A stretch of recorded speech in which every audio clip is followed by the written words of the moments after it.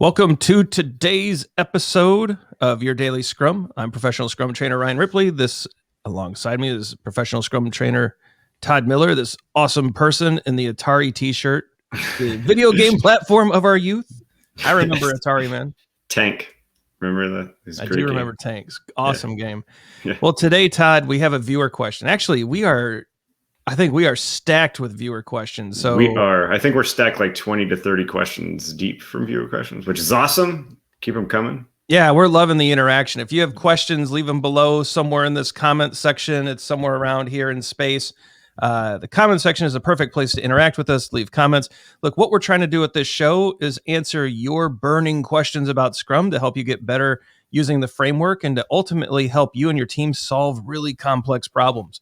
So leave your questions, check out the daily videos, hit that subscribe and like button so that you see every time we leave a new video here on the YouTube channel. Mm-hmm. But today's question, Todd, we got a fun question. How does a Scrum Master protect the Scrum team? Yeah. I'm going to be straight up about this one. This question annoys me a little bit, Ryan.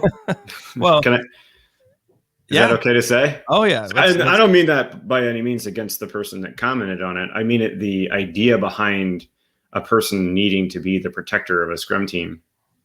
That's what annoys me. Not the question. I guess really just the concept of this. It drives me a little crazy. Well, I think we both agree with they don't. Yes. Or shouldn't. Or that's not one of the stances and that's not part of the role. Yeah.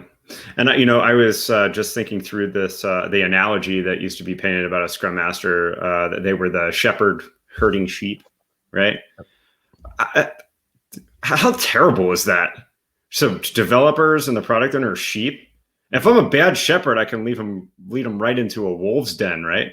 Yeah. So I'm glad that we don't hear that as much anymore, because I always really had a problem with that. And now I feel like I can speak up about it. But protect, like what are we trying to protect? Don't we teach our children to protect themselves? I think what we're trying to do with our Scrum teams, I think what we ought to be doing is teaching self-sufficiency.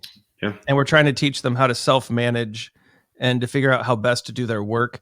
And so when we get into this role of protector as a Scrum Master, I think we're robbing them of opportunities to self-organize and self-manage around their work. And I think we're robbing them of opportunities of coming together, gelling around an issue and really solving it as a team. Like we're kind of getting in the way of that, which is actually, I think this is a massive anti-pattern, the idea of protector. These are adults. They are adults. And you're not a parent, right, of these adults. And so I think a good example of this, right, meant by protect the team is, let's say you have a person that is not contributing to development work, that continues to interrupt and attend the daily Scrum. It could be a stakeholder, it could be a manager. Are you supposed to be there to shield that?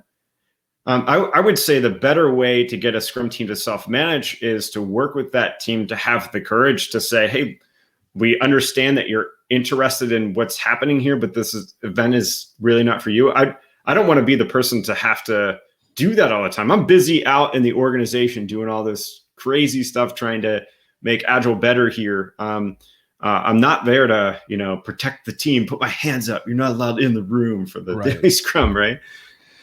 Yeah. No, I agree. Whenever I hear this language of protector of team, and I have the same reaction, and it's a significant anti-pattern. I think it's one that causes reliance on a Scrum Master, which I think listeners of the podcast and of these videos and of our conference talks and readers of our book all know we are very much against that reliance on the Scrum Master. What happens if, Todd and I like vacations? Like we like leaving and we disappear for a couple weeks at a time. And what happens to our Scrum teams if we're not there? Do they suddenly fall to attack, and are they unable to take care of themselves? And of course, that's not what we want here. That's not what we're after. And so I think it's important to keep this idea in perspective that you're not a team protector. You're there to remove impediments. You're there to coach and mentor and teach and train and be a change agent in the organization.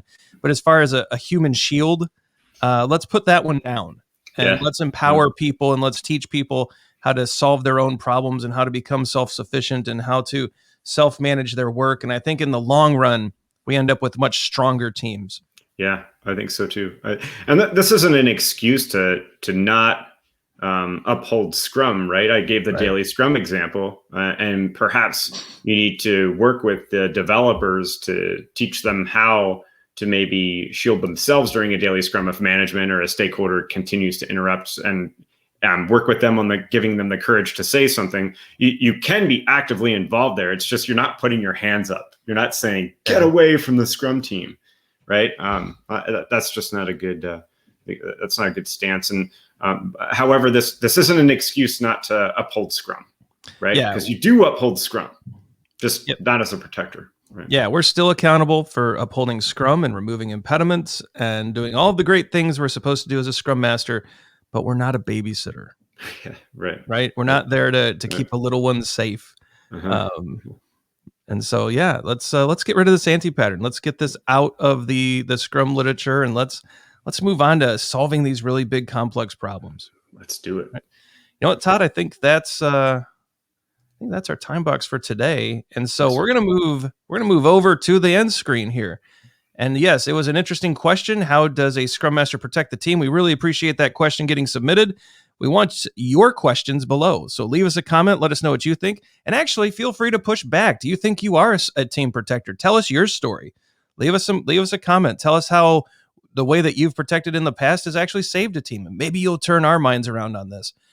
Check out our socials, right? Be sure to subscribe and like. Make sure that you know the next time a video drops. Check out some of the additional videos we've placed below on this screen. And just thank you for following. Thank you for sharing. Thank you for listening. This channel has grown 3-4-fold in the last month, and it's all because of you sharing. Keep it up, and we'll keep these videos coming. And until next time, which will probably be tomorrow, I'm Ryan Ripley. Unless tomorrow is Saturday or Sunday. Yeah, we take the weekend off. But I'm Ryan Ripley. This is with me is Todd Miller, and we'll likely, unless it is the weekend, see you tomorrow. Cheers.